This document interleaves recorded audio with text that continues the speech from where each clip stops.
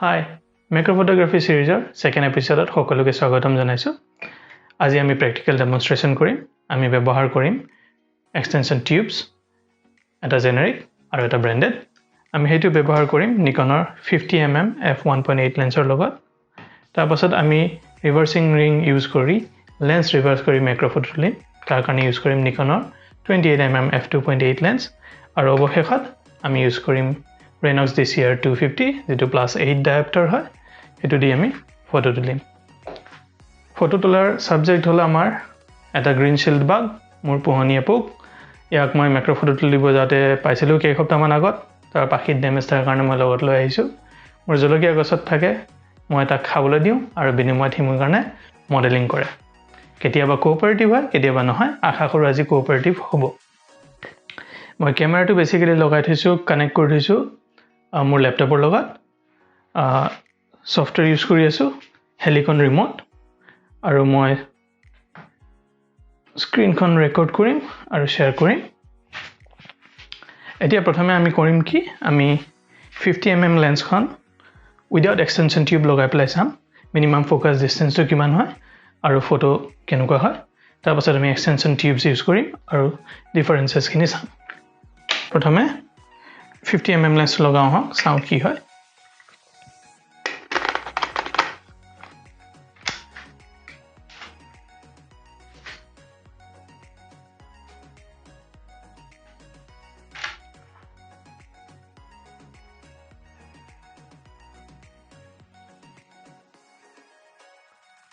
এতিয়া আপোনালোকে দেখা পাব যে পোকটো actually focus minimum focusing distance lensor পৰা প্ৰায় 1.5 ফুট মান হ'ব lensor front elementor পৰা আৰু পোকটো ফ্ৰেমত মাত্ৰ ইমানখনি আমাৰ ৰেফাৰেন্সৰ কাৰণে ফটো এখন লৈ থৈ দিও মষ্টলি ফোকাসত নহব হলো এপ্ৰিচিয়েট কৰিব পাৰিম পোকটো কিমান সৰু আছিল ফ্ৰেমত আৰু ৰিভাৰ্স এক্সটেনশন টিউব ব্যৱহাৰ কৰিলে কিমান ডাঙৰ হৈ যায় বা কিমান জুমড হয় এতিয়া আমি এক্সটেনশন টিউব লগাম 50mm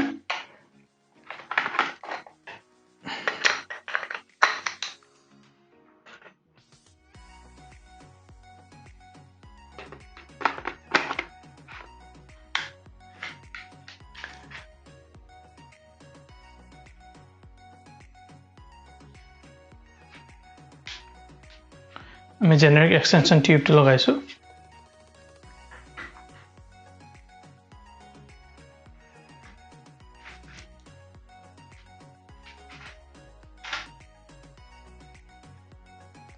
এতিয়া আপোনালোকে স্ক্ৰিনত দেখা পাব যে স্ক্ৰিনখন কলা হৈ গৈছে তে এক্সটেনশন টিউবৰ আটাইতকৈ প্ৰথম ড্ৰবেক আটাইতকৈ ইম্পৰ্টেন্ট বা আটাইতকৈ জৰুৰী ড্ৰবেকটো হ'ল যে লছ অফ লাইট যেহেতু এক্সটেনশন টিউবটো সেন্সৰ ক্যামেৰা সেন্সৰ আৰু লেন্সৰ মাজত আহি যায় যিমান লাইট গৈ পেলাই সেন্সৰত হিট কৰিব লাগিছিল হিমান লাইট গৈ নাপায় এইটো কাৰণে লাইট হেৰুৱাবলগীয়া হয় তাৰ কাৰণে আৰু এটা অসুবিধা হয় যে কেতিয়াবা ভিউ ফাইণ্ডাৰ দি সাবজেক্টক চালে সাবজেক্টটো কলা দেখা যায় আৰু হেতু কাৰণে এক্সটাৰ্নাল লাইট সোৰ্সৰ দৰকাৰ পৰা যায় হেতু কাৰণে মই ইয়াত এলইডি কেটা ব্যৱহাৰ কৰিছো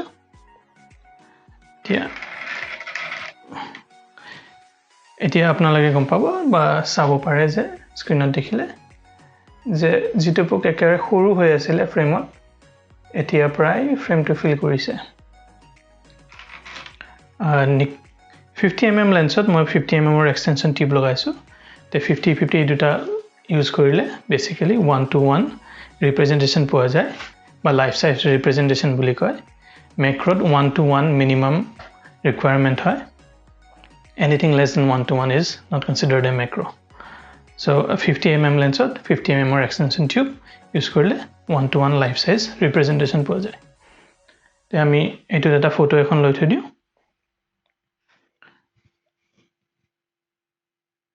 মই এনেকে লাইভ ভিউত খুব কমে ফটো লওঁ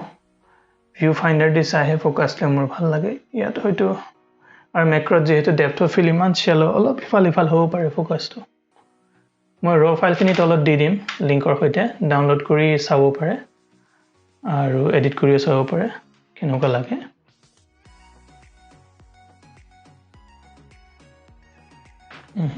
চকু ফোকাছত নাই আৰু শাটাৰ স্পীড অকণ কম হৈ আছে বঢ়াব লাগিব মেক্ৰৰ লগত এইটোৱে চ্যালেঞ্জ লাইট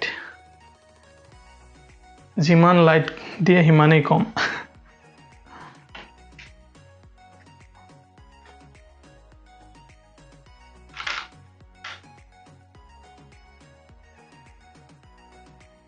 ঠিক আছে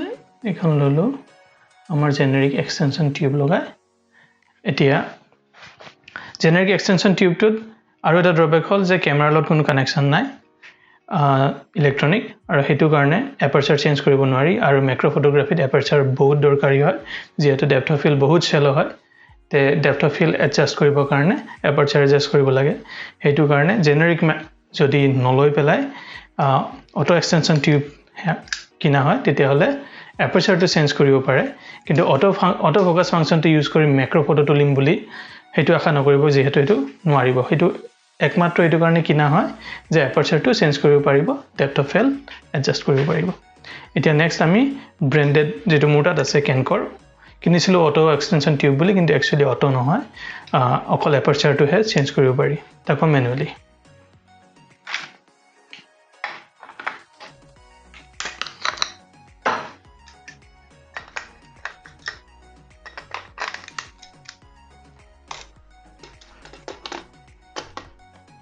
Theoretically, it is 50 mm. The jehetu moi eku change kora nai 50 mm or extension tube lagaisu baki parameters sab same hoi thakibo etu extension tube build quality to bhalo hai aru ei apparatus to joriye aperture to adjust koribo pari kintu electronic jehetu connection nai yat kom poa na jay kintu camera generally dekhai te etu ami photo ekhon tuli thoi diu এইটো হল আমাৰ extension tubes তাৰ ব্যৱহাৰ এটা আমি use কৰিম ৰিভাৰ্স ৰিঙৰ কাৰণে মোটাত আছে নিকনৰ 28 mm আগৰে গৈছে যেনেকে এইটো নিকনৰ 28 mm লেন্স হয় ইয়াত ম্যানুয়াল এপাৰচাৰ ৰিং আছে আৰু ম্যানুয়াল এপাৰচাৰ ৰিং থাকাৰ কাৰণে এপাৰচাৰ চেঞ্জ কৰিব পাৰি এতিয়া এনে এপ্ৰিচিয়েট কৰিব কাৰণে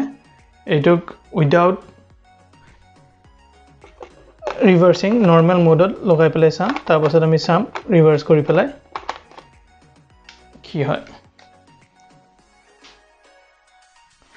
28 mm lens f 2.8 ot ase aperture komaisu etia etu field of view hoy 50 mm or nisna ke puktu bahut khoru dekha jay bota dangor nohoy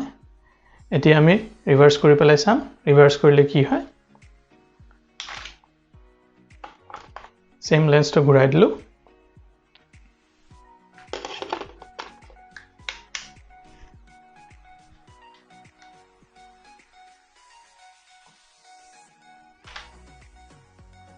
এতিয়া লেন্সটো ঘূৰোৱাৰ লগে লগে মিনিমাম ফোকাস ডিসটেন্সটো change hobo aru camera bahut usorat puktuk focus lobo pare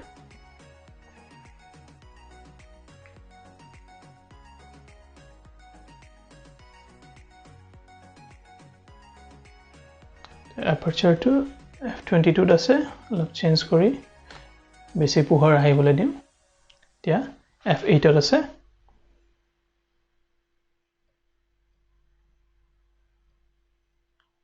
Aperture importance to ki hoy etu dekhaba karone moi ketaman beleg aperture photo loi thoi dim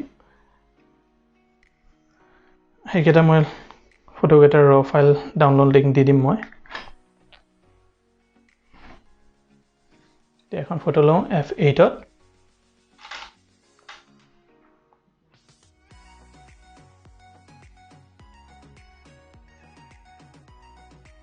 ekhon photo eta ami f8 er পৰা বঢ়াই f11 ত এখন লম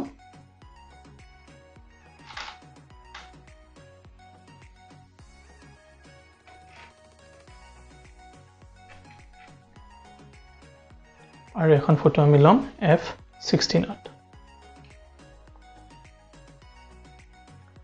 এতিয়া aperture size সৰু হৈ গলে aperture number বাঢ়ি যায় basically aperture সৰু হলে কম পোহৰ আহে আৰু depth of field বাঢ়ি যায় এতিয়া লাষ্ট আমি ব্যৱহাৰ কৰিম Renox DCR 250 খন আমি ব্যৱহাৰ কৰিম এটো এখন macro lensৰ লগত মই আগৰ ভিডিঅত কৈছিলো যে Renox DCR 250 basically best হয় 70 to 300 বা 55 to 250 zoom lens বা তেনুকা ধৰণৰ 50 to 200 যিবোৰ কিট লেন্স হয় মুটা তেনুকা লেন্স নাই কাৰণে মই এখন macro lensত লগাই পেলাই দেখুৱাই আছো এতিয়া এই জৰিয়তে এটিও দেখাব পাৰিম যে macro lensৰ actually advantage to কি হয় general lensৰ macro lens হিচাপে ব্যৱহাৰ কৰিলে কি drawback হয় দেখাই আছো এতিয়া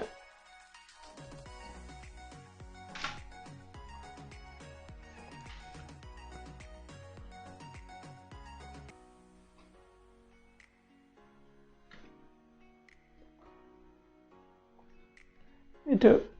true macro lens hai aru macro lens hai 1:1 life size representation diye sorry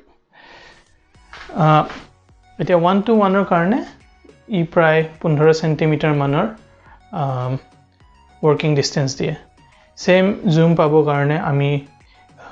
jodi extension tube ব্যবহাৰ কৰিবলগিয়া হয় same zoom পাবৰ কাৰণে আমি বহুত সাবজেক্টৰ ওচৰ যাবলগিয়া হয় আৰু হেতু ড্ৰবেক কি হৈ যায় কি পুৰা সব সদায় এনেকে কোঅপাৰেটিভ নহব পাৰে উৰি যাব পাৰে এতিয়া এখন ফটো এটো সেটিংছত লৈ থৈ দিও আৰু ইয়াৰ পাছত আমি ইয়াত Renox DCR 250 লগাই পেলাই এখন ফটো লম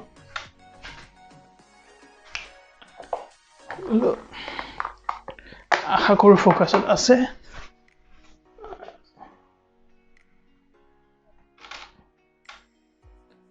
zoom কৰে চাইলাম এবাৰ ঠিক আছে এতিয়া আমি ইউজ কৰিম Renox DCR 250 আৰু ইউজ কৰি পেলাই চাম কি হয় এতিয়া আমি লগালো Renox DCR 250 খন aperture টো অকন বঢ়াই দিও f10 পোহৰ বেছি আহিব এতিয়া same principle কাম কৰে minimum focus distance to কমাই দিয়ে minimum focus distance কমোৱাৰ কাৰণে সাবজেক্টৰ বহুত ওচৰত ফোকাস লব পাৰি আৰু বহুত ডাঙৰ দেখা যায় Renox DCR 250 যদি dedicated 150 mm macro lensৰ লগোৱা হয় তেতিয়া হলে 3x ৰ magnification পোৱা যায় এখন ফটো লৈ থৈ দিও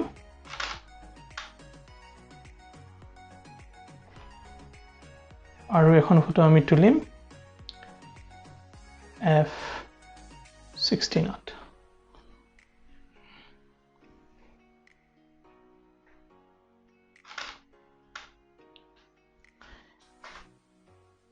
প্ৰফাইল খিনি মই পিছত দিম বুলি কৈছো লিংকত পাবো আপোনালোকে তলত এতিয়া আমি গুটেকেটা আহিলা বা ইনস্ট্ৰুমেন্ট ইউজ কৰি চালো আমি ইউজ কৰিলো extension tubes reversing ring এতিয়া summarize কৰি দিও advantage reversing extension tubes best suited হয় 18 to 55 বা যিকোনো 70 mm তলৰ লেন্সত